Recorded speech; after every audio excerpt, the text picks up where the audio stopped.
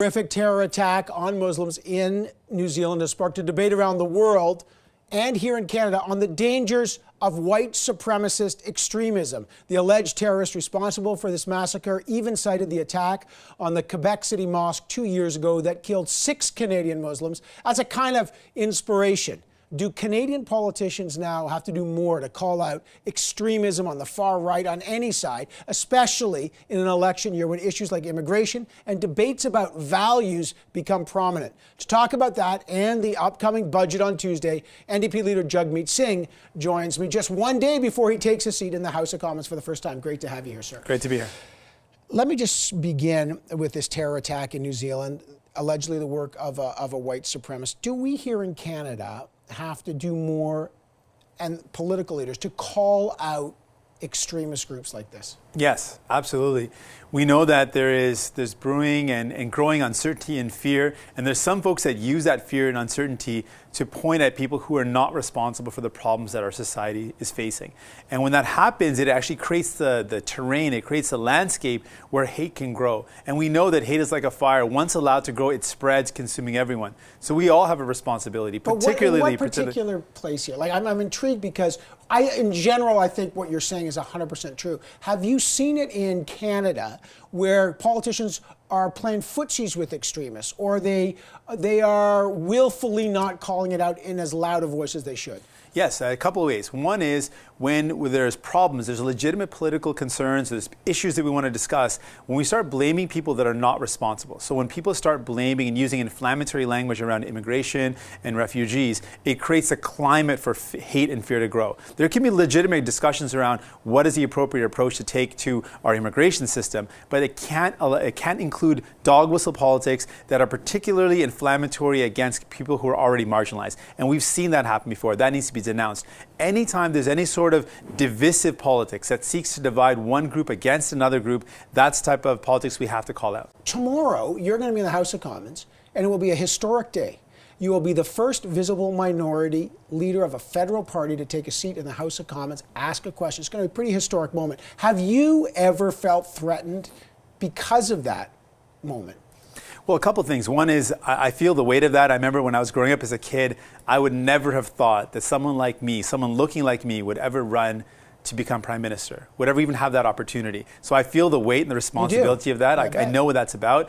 And I know that there's a lot of people counting on me because there's far too many Canadians who feel like they don't belong, who feel like they don't matter. And I'm hoping that the same way I've been able to get to this point because people broke barriers for me, I'm hoping that maybe I can break some barriers for others. But we know we need to go further. There's a lot of fear and insecurity, which I touched on. That comes from economic insecurity. If we can address some of that, we can actually curtail some of the fear that's growing. The fear comes from a lack of hope for the future, and we can do so much better to help people out who are feeling fear.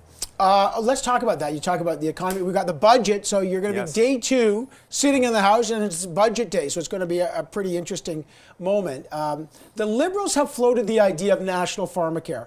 I know you've talked about it a lot. What are you looking for specifically on that from the Liberals? We're not looking for a US-style patchwork system, which is what the Liberals are going to propose. We've heard that. We've seen them hinting at it. That is not good for Canadians. It doesn't help all Canadians. Millions of Canadians will not be protected by that type of plan. What we want is a universal, national, public, single-payer medication for all program, much like we've seen in other countries where it's effective in giving everyone the care they need, reduce costs, and something that just makes sense.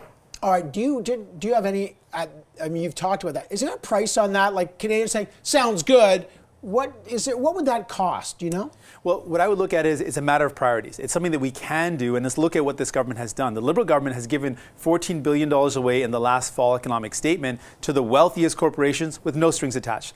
I would make different choices. I believe that a universal medication coverage for all is possible. We could cancel some of those type of initiatives that are not benefiting Canadians, and there's revenue that we're proposing in our budget ask. We're saying there is offshore tax havens, there's CEO stock option loopholes. There's a number of things things we can do to close that revenue that we're losing and bring it into our country and invest in programs like this. You know what the Liberal strategy has always been: to tack left and eat your lunch. That's what they're trying to do. You know, when progressives vote Liberals, you lose. How are you going to stop that? Well, what we're going to do is provide a real contrast. Right now, we see a scandal where there's political interference, where well-connected bosses of executives of a corporation have a direct line of access, can call up the Prime Minister or his office and get laws changed, and can see attorney generals that are being pressured to change their position. Instead, we want to say to people, listen, we don't believe that's the way government should operate. We believe government should be on people's side, working for people, and putting forward their priorities, and that's what we've done. Okay, let me talk about SNC, because the Justice Committee is actually meeting the same day as the budget,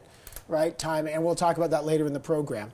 And you've called for a public inquiry. How do you answer this fundamental question? With all the conflict, and we've covered it heavily, Jody Wilson-Raybould herself says nothing illegal was done. The Prime Minister never directed me, and the system is working. If that's all true, what's the big deal? Well, there's a number of things. First off, Ms. Jody Wilson-Raybould says very clearly that she was pressured inappropriately. The fact that the Prime Minister's office, two of his senior people were alleged to have said, one, there's not a solution in this matter that doesn't involve political interference, that's Mr. Butts, and another that I don't care about legalities, Ms. Telford. These two allegations are incendiary. They're explosive. The fact that high-ranking people in the Prime Minister's office don't care about political interference and don't care about legality shows that this is a Prime Minister and this is a Prime Minister's office that does not care about the rule of law. But if Jody Wilson-Raybould knew that as the Attorney General and never did anything about it because she believed it was not illegal, if it wasn't illegal then in the Attorney General's eyes, why is it a problem today? The problem is that a government should not be trying to subvert justice. Just because justice continued doesn't mean that the government is off the hook. The Prime Minister Trudeau and his office tried to subvert the system. Well, I'm happy that the system was able to continue, but the intentions of this government, the fact that they don't care about everyday Canadians, but they care so much about the executives of a powerful corporation, one, that also donated illegally to the same party. That's what's at stake here. Why is it that powerful executives that have donated illegally to a party have a fast track to the Prime Minister's office and can get laws changed and put pressure on attorney generals? All of that troubles Canadians. Mr. Singh, you used the expression subversion of justice. In your view, you're a lawyer, is it a subversion of justice not to call Jody Wilson-Raybould back to the Justice Committee to testify as she wants to? What's your view on that? It's an obstruction, absolutely. I mean, we've said a very basic thing. Ms. Wilson-Raybould provided incredible evidence that's credible, not self-serving and measured. We heard from Mr. Butts with incredulous, just simply unbelievable testimony, and Mr. Trudeau, who contradicts himself, not only the other witnesses. Given all of that, Ms. Wilson-Raybould should have the chance to come to committee and provide her rebuttal to what's been put forward. Your first question in question period. First of all, are you nervous?